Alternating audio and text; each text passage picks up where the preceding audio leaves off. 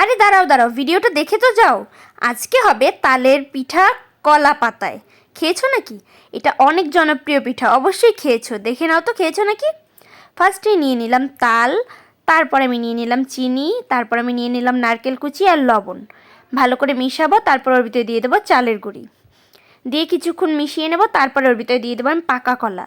আমি এখানে 6-7টার মতো পাকা কলা ভালো করে নিয়ে চটকে নিয়েছিলাম। তোমরা কে কে এই পিঠাটা খেয়েছো অবশ্যই কমেন্ট করো। আর ভিডিওটা ভালো লাগলে লাইক সাবস্ক্রাইব এগুলো তো করতেই হবে। কি ঠিক বললাম তো? দেখো ভালো করে মেশানো হয়ে গেল।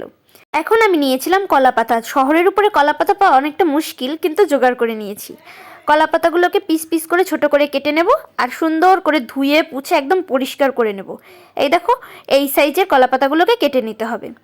তারপরে সুন্দর ভালো করে পরিষ্কার করা হয়ে গেলে এর ভিতরে আমি চামচের সাহায্যে সুন্দর করে লেপে দেব।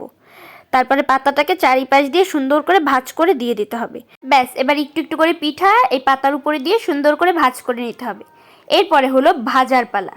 তাওয়াটাকে ভালো করে গরম করে নিতে হবে, তারপর ওর উপরে দিয়ে ভালো করে উল্টে পাল্টে ঢেকে ঢেকে ভেজে নিতে হবে।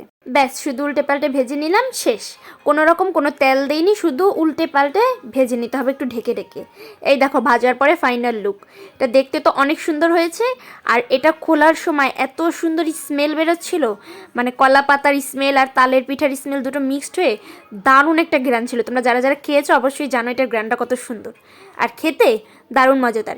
এই নারকেলটা কুচি কুচি করে দেওয়ার ফলে প্রত্যেকটা কামড়ে কামড়ে নারকেল পড়তেছিল, একটা দারুণ টেস্ট ছিল। পিঠাটা অনেক সফট ছিল আর খেতেও ভালো ছিল। তোমরা দেখতে থাকো, আমি খেতে থাকি। আজকে এখানেই বিদায় নিচ্ছি, দেখা হবে নতুন কোনো ভিডিওতে। আল্লাহ হাফেজ।